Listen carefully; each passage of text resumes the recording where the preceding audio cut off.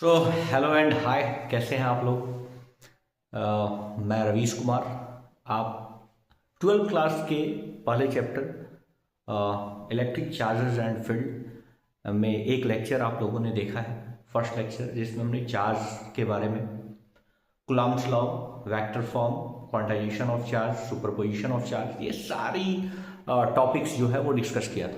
अभी हम लोग कूलम्ब्स लॉ पर रिलेटेड प्रॉब्लम्स के बारे में बात करेंगे कि किस तरह के प्रॉब्लम्स आपसे पूछे जाते हैं। तो टाइप्स ऑफ प्रॉब्लम्स होंगे और उस प्रॉब्लम्स को हम लोग सॉल्व करने की कोशिश करेंगे। ठीक है। सो पहला टाइप, सपोज हमारे पास एक चार्ज दे दिया है, लेट से ये +2 माइक्रो कूलम का चार्ज, ये गिवन चार्ज। ठीक है। दूसरा एक चार्ज है, लेट से इसको हम बोल देते हैं +3 माइक्रो कूलम। ठीक है, ये Q2 चार्ज है। ठीक है। इस दोनों के बीच का सेपरेशन हमें पता नहीं, लेट से वो R है, लेट से वो क्या है, R है। ये R हमें पता करना है, ये R हमें पता करना है, जबकि हमें इस दोनों के बीच जो फोर्स लग रहा है उस फोर्स का मैग्नीट्यूड सपोज 12 न्यूटन दे रखा है। ठीक है, जो दोनों चार्ज के बीच फोर्स लग रहा है वो 12 न्यूटन गिवन है। ठीक है। सो हमें उन दोनों चार्जेस के बीच की दूरी निकालनी है। क्या पहला टाइप क्लियर हो रहा है कि क्या करने जा रहे हैं। हमारे पास दो चार्ज रखा हुआ है, एक चार्ज है 2 माइक्रोकूलम का, एक दूसरा चार्ज है 3 माइक्रोकूलम का, जिसको कुछ सेपरेशन पे रखा गया है। ठीक है, लेकिन उनके बीच का सेपरेशन कितना है ये पता नहीं है। लेकिन उन दोनों के बीच जो फोर्स लग रहा है वो फोर्स हमें गिवन है कि 12 न्यूटन है। तो हमें उन दोनों चार्जेस के बीच डिस्टेंस निकालना है। क्या इतना बात क्लियर है क्या।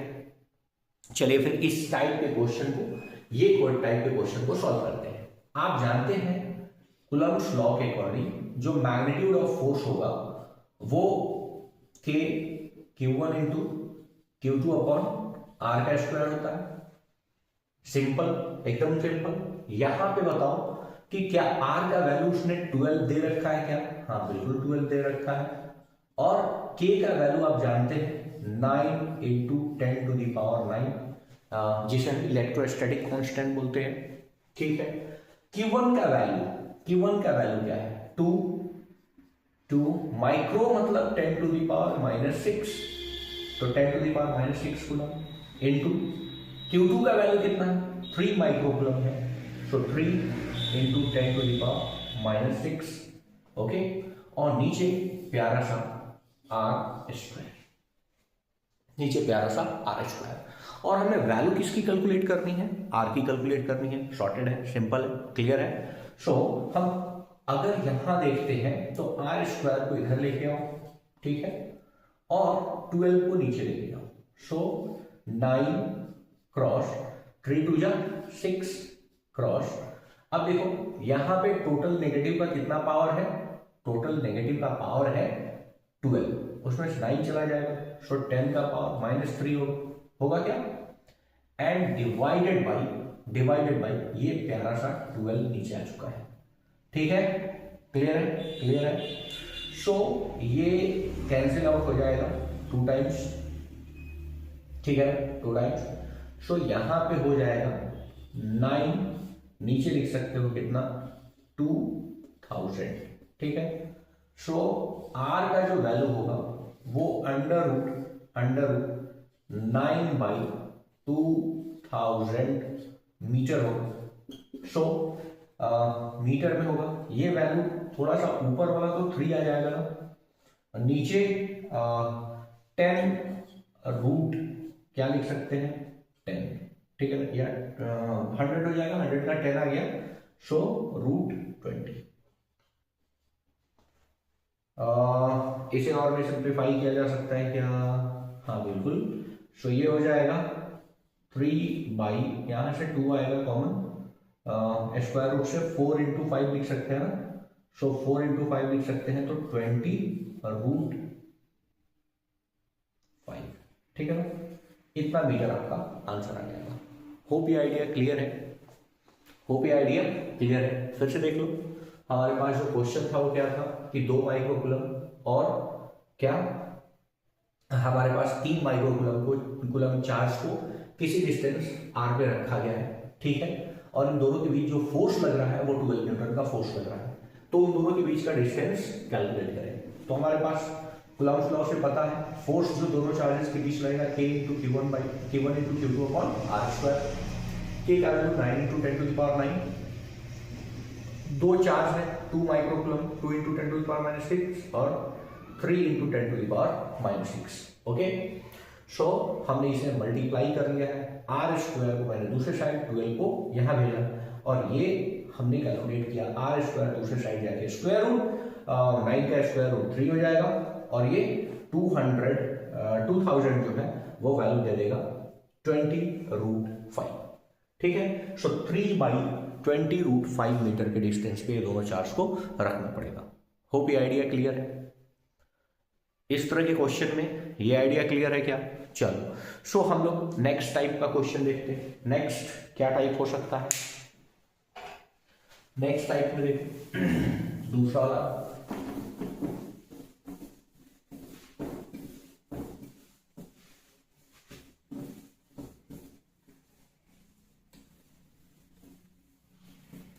दूसरे टाइप क्वेश्चन में हम लोग सेकेंड टाइप के क्वेश्चन की बात करते हैं।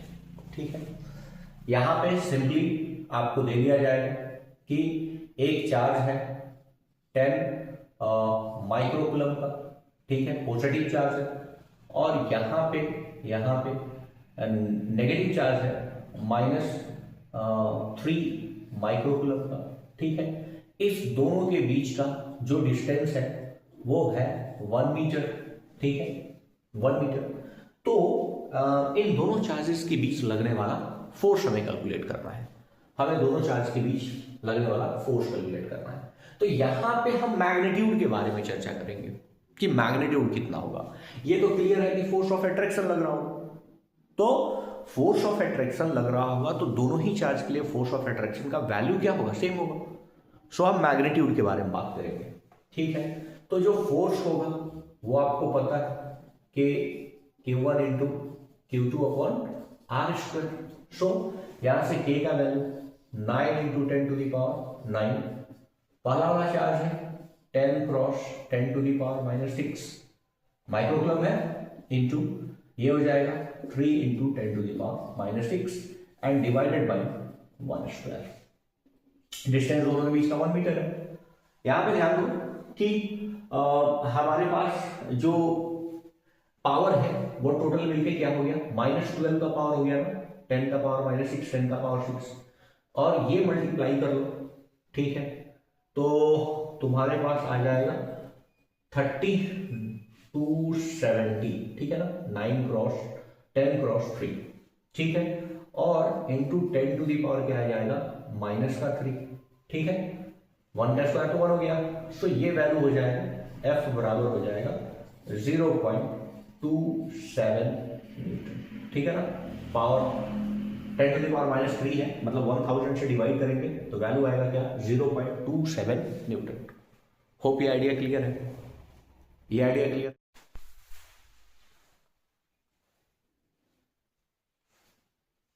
सो अगला कूलम्ब्स लॉ पे जो प्रॉब्लम हम लोग करने जा रहे हैं वो कुछ इस तरह से है। यहां पे एक चार्ज रखा गया है Q सपोज, और यहां पे भी सिमिलर चार्ज रखा गया है Q। दो कैपिटल Q चार्ज को हमने कुछ डिस्टेंस पे रखा है, दो सिमिलर चार्ज को हमने किसी डिस्टेंस पे सेपरेट किया हुआ है। हम एक चार्ज इसके बिल्कुल मिडिल में यहां पे रखना चाहते हैं Q चार्ज को, स्मॉल Q चार्ज को इस दोनों कैपिटल Q चार्ज के मिडिल में रखना चाहते हैं। तो इस स्मॉल Q का वैल्यू क्या होगा? ओके, हमने क्या बोला?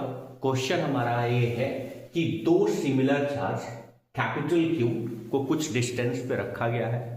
सो इसके बीच में एक स्मॉल Q चार्ज हम रख रहे हैं, जिसके चलते ये पूरा का पूरा सिस्टम इक्विलिब्रियम में हो जा रहा है।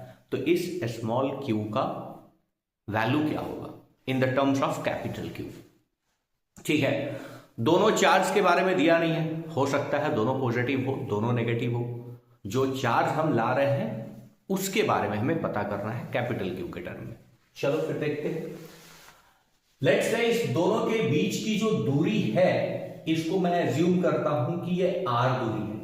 ठीक है, दोनों कैपिटल चार्ज r दूरी पर रखा गया है। ठीक है, r डिस्टेंस पे। तो अगर मिडिल में ये स्मॉल क्यू चार्ज रखते हैं तो ये वाली दूरी कितनी हो जाएगी, r/2 हो जाएगी, r/2 हो जाएगी, और ये वाली भी दूरी r/2 हो जाएगी। ठीक है, ओके। अब मैं बोल रहा हूं कि ठीक है, यहां पे स्मॉल क्यू चार्ज जो रखे हो इसके चलते ये तीनों सिस्टम इक्विलिब्रियम में है, तो ये जो बीच में हम क्यू चार्ज रख रहे हैं वो तो ऑलवेज इक्विलिब्रियम में होगा, वो तो ऑलवेज इक्विलिब्रियम में होगा। क्यों? क्योंकि यहां पे अगर हम क्यू चार्ज रखते हैं तो ये चार्ज जितने ही फोर्स से अट्रैक्ट या रिपेल करेगा स्मॉल क्यू चार्ज को, इस कैपिटल क्यू चार्ज के कारण भी अपोजिट डायरेक्शन में वही काम होगा, सो दोनों कैंसिल आउट कर देगा। ठीक है, तो पूरे सिस्टम को इक्विलिब्रियम में रखने के लिए मैं इस क्यू चार्ज पे टोटल फोर्स को जीरो करूंगा। इस कैपिटल क्यू चार्ज पे लग रहे टोटल फोर्स को मैं क्या करूंगा, जीरो करूंगा। अगर मैं आपसे पूछता हूं कि इस कैपिटल क्यू चार्ज पे कितने लोग फोर्स लगा रहे हैं, तो एक तो ये स्मॉल क्यू जो यहां पे लाके हम बिल्कुल मिडिल में प्लेस किए हैं, और दूसरा ये कैपिटल क्यू भी इस क्यू पे फोर्स लगा रहा है। और अगर सिस्टम इक्विलिब्रियम में है तो इन दोनों के द्वारा जो फोर्स लग रहा है उन दोनों का सम क्या होगा, जीरो होगा। सो मैं स्मॉल क्यू चार्ज को और कैपिटल क्यू चार्ज पे लगने वाले फोर्स को लिख रहा हूं F due to small Q charge जो होगा वो K capital Q into small Q, और इस दोनों के बीच का जो डिस्टेंस होगा ये स्मॉल क्यू और कैपिटल क्यू r/2 है, उसका स्क्वायर हो जाएगा। कूलम्ब्स लॉ में पता है। ठीक है, सो ये वैल्यू हो जाएगा 4 ऊपर चला जाएगा K capital Q into small Q, और नीचे हो जाएगा क्या, r²। ठीक है, इस पे स्मॉल क्यू के द्वारा ये फोर्स लगेगा। अब कैपिटल क्यू भी इस पे फोर्स लगा रहा होगा, force due to capital Q. ये कितना होगा, कैपिटल क्यू से इस कैपिटल क्यू की दूरी कैपिटल आ रहा है, सो फोर्स जो लगेगा K Q capital Q and r²। Okay, और इस क्यू पे कोई फोर्स नहीं लग रहा है, इसीलिए यहां पे ये दोनों फोर्स का सम क्या होगा, F small Q plus F capital Q मिलके क्या होंगे, जीरो होंगे, क्योंकि सिस्टम क्या है, इक्विलिब्रियम में। ठीक है, सो मैं यहां पे लिखता हूं 4K capital Q small Q upon r² plus यहां कैपिटल क्यू के कारण charge K capital Q r², कुल मिला के क्या होगा, जीरो होगा। सो मैं ऐसा लिख सकता हूं क्या, 4K small Q upon r² equals to ये टर्म राइट हैंड साइड में गया तो माइनस हो जाएगा, K कैपिटल क्यू r²। सो यहां से एक कैपिटल क्यू को कैंसिल आउट, इलेक्ट्रोस्टैटिक कांस्टेंट को r² को, सो यहां से स्मॉल क्यू की जो वैल्यू आ जाएगी माइनस कैपिटल क्यू अपॉन 4। यही अपना रिक्वायर्ड आंसर होगा।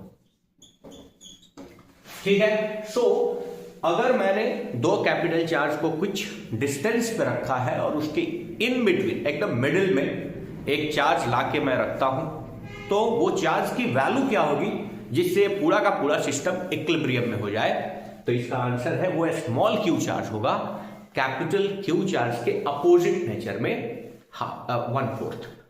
क्लियर है, ये आइडिया क्लियर है। सो हम लोग करते हैं नेक्स्ट टाइप का क्वेश्चन। अगला टाइप जो क्वेश्चन है उस क्वेश्चन में ध्यान दीजिएगा। लेट्स से यहां पे एक चार्ज रखा हुआ है 4 कूलम का, और यहां पे एक चार्ज रखा गया है, वो भी 4 कूलम का, और यहां से इस पॉइंट पे एक चार्ज रखा गया है, लेट्स से 3 कूलम का। ये जो डिस्टेंस है, ये वाला डिस्टेंस, ठीक है, ये डिस्टेंस दिया हुआ है 3 मीटर। ये डिस्टेंस यहां से डिस्टेंस जो है यहां तक का 3 मीटर, और ये वाला भी है 3 मीटर। यहां से ये डिस्टेंस भी है 3 मीटर, और ये वाला डिस्टेंस जो है वो 4 मीटर दिया हुआ है, ये वाला 4 मीटर। क्लियर? मतलब हमारे पास 2 पॉइंट चार्ज रखे हुए हैं, 4 कूलम और यहां पे 4 कूलम की। इस पूरे का डिस्टेंस है 6 मीटर।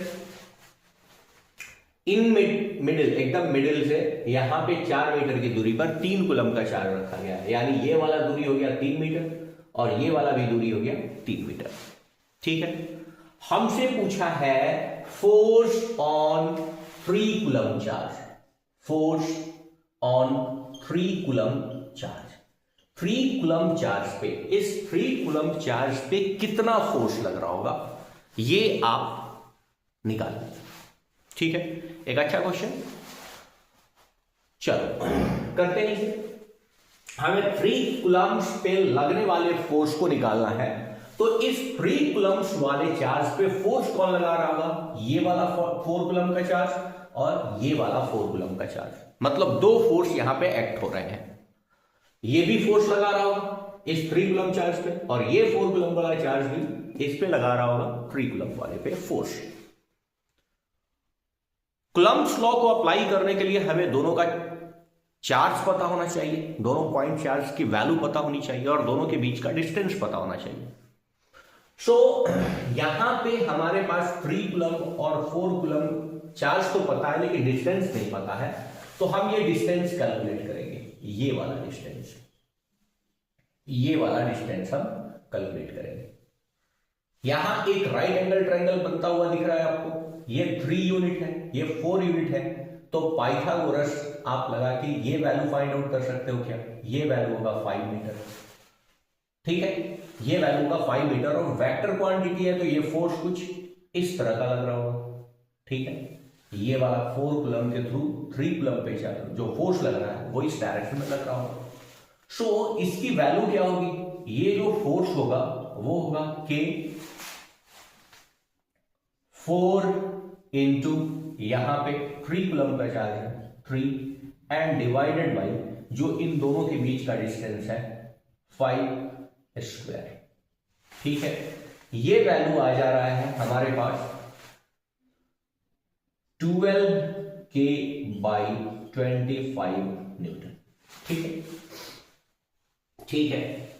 अगेन अगर ये वाला फोर्स आप देखो, ये वाला फोर्स इस 4 कूलम, तो ये भी वैल्यू तो 5 मीटर ही होगा, क्योंकि ये सिमिलर 4 मीटर और 3 मीटर का राइट एंगल ट्रायंगल बन रहा है, तो पाइथागोरस से 5 मीटर आ जाएगा, और ये फोर्स इस डायरेक्शन में लग रहा होगा।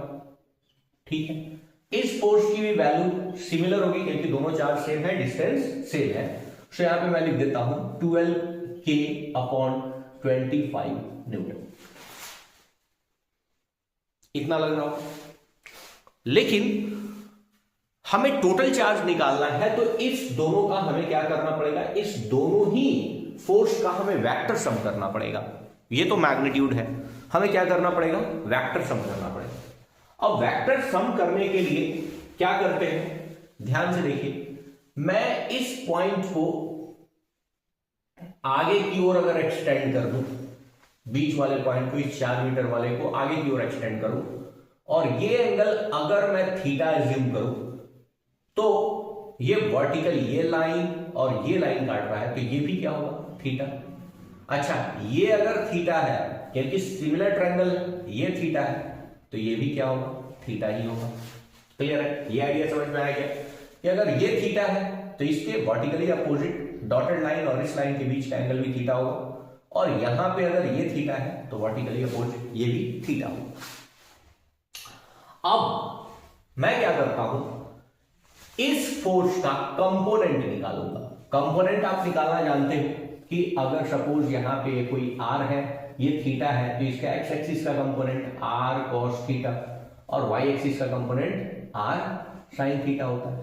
ठीक है, वही कंसेप्ट मैं यहां पे लगा रहा हूं कि यहां पे इस फोर्स का कंपोनेंट इस डायरेक्शन में क्या होगा, 12k/25 और यहां पे कॉस ऑफ थीटा, क्योंकि थीटा इसके साथ प्लस इसका भी कंपोनेंट इस डायरेक्शन में वही होगा, सिमिलर होगा।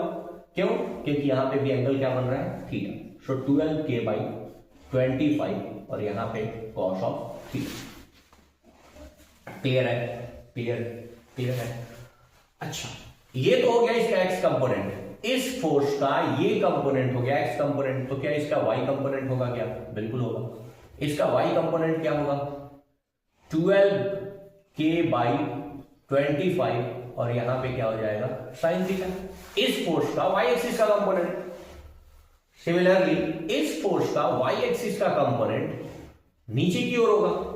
ये फोर्स का एक कंपोनेंट एक्स एक्सिस में जो हमने लिख दिया, और इसका वाई एक्सिस में सिमिलर होगा, 12k/25 और यहां पे क्या, साइन थीटा।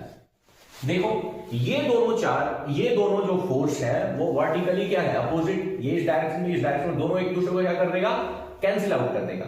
ये फोर्स और ये फोर्स एक दूसरे को क्या कर देंगे, कैंसिल आउट कर देंगे। सो हमारा टोटल रिजल्टेंट एक्स एक्सिस की ओर ही होगा। सो इसे ऐड कर लेता हूं। इस दोनों को अगर ऐड कर लेते हो सो क्या हो जाएगा, 24k/25 यहां पे cos थीटा। एफ रिजल्टेंट आपके पास ही हो जाएगा। सो ये हो गया 24k/25 इंटू cos थीटा का वैल्यू रखो। अब इस ट्रायंगल में आप देख रहे हो cos थीटा का वैल्यू 4/5 होगा। सो ये हो गया 4/5। ठीक है, सो मल्टीप्लाई कर लो,